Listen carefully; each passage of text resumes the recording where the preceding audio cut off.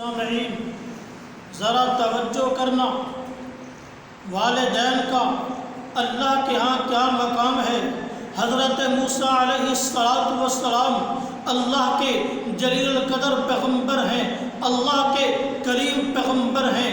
ایک دن حضرت موسیٰ علیہ السلام نے اللہ سے سوال کیا، یا اللہ، روز قیامت ہر نبی کے ساتھ ایک امتی مل کر جنت کے اندر جائے گا، ہر رسول کے ساتھ ایک امتی مل کر جنت کے اندر جائے گا، تو یا اللہ وہ کون سا خوش نصیب انسان ہے جو میرے ساتھ مل کر جنت کے اندر داخل ہوگا۔ اللہ رب العزت نے فرمایا، میرے کریم پیغمبر، وہ ایک قصاب آدمی ہے جو گوشت کی خرید و فروخت کا کام کرتا ہے، وہ تیرے ساتھ مل کر جنت میں جائے گا۔ حضرت موسیٰ علیہ السلام نے اللہ سے سوال کیا، اللہ سے عرض کی، یا اللہ مجھے اس آدمی کا پتہ تو بتلائیے، ایڈریس تو بتلائیے، میں جا کر دیکھوں آخر وہ کون سا اتنا بڑا اونچا عمل کرتا ہے جس کی وجہ سے اس کو یہ سعادت نصیب ہوگی کہ وہ میرے ساتھ مل کر جنت کے اندر جائے گا۔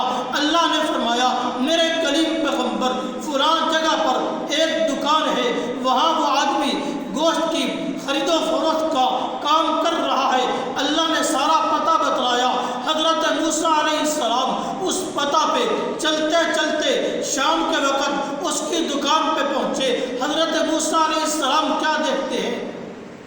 کہ جب وہ آدمی اپنے کاروبار سے فارغ ہو جاتا ہے تو تھوڑا سا گوشت لے کر ایک تھیلے کے اندر بند کیا اور اپنے گھر کی طرف چلا۔ حضرت موسیٰ علیہ السلام نے فرمایا، اے نوجوان، آج رات میں تیرا مہمان بننا چاہتا ہوں۔ اس نے کہا، خوش آمدید، ضرور تشریف لائیے۔ حضرت موسیٰ علیہ السلام اس نوجوان کے ساتھ اس کے گھر جاتے ہیں۔ جا کر کے کیا دیکھا کہ سب سے پہلے اس نے اس گوشت کا قیمہ بنایا، قیمہ بنا کر کے اس کو ہنڈیا کے اندر ڈالا اور اس قیمہ کو پکایا۔ اب گھر کے اندر اس کی بیوی بھی موجود ہے، گھر کے اندر اس کے بچے بھی موجود ہیں، لیکن اس نوجوان نے نہ اپنی بیوی کا حال پوچھا ہے، نہ اپنے بچوں کا حال پوچھا ہے، بلکہ سب سے پہلے اپنی ماں کا حال پوچھا ہے اور قیمہ بنا کر غذا کو نرم کر کے اپنے ہاتھوں سے وہ قیمہ اپنی ماں کو کھلاتا ہے۔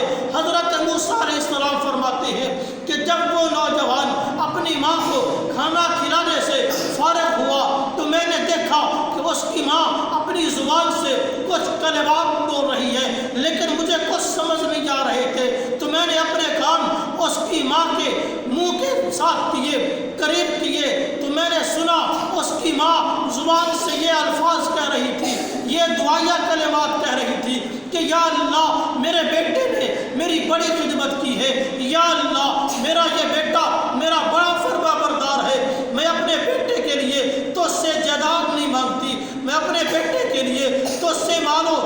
زر نہیں مانگتی، میں اپنے بیٹے کے لیے تو اس سے کوئی زمین نہیں مانگتی، کوئی پلاٹ نہیں مانگتی، کوئی بنگلہ اور کوٹھی نہیں مانگتی، لیکن یا اللہ ایک چیز مانگتی ہوں کہ یا اللہ روز قیامت میرے اس بیٹے کو وقت کے نبی کے ساتھ جنت کے اندر داخل کر دے۔ تو دیکھیے کہ جب اس نوجوان نے اپنی ماں کی اس قدر عزت کی ہے،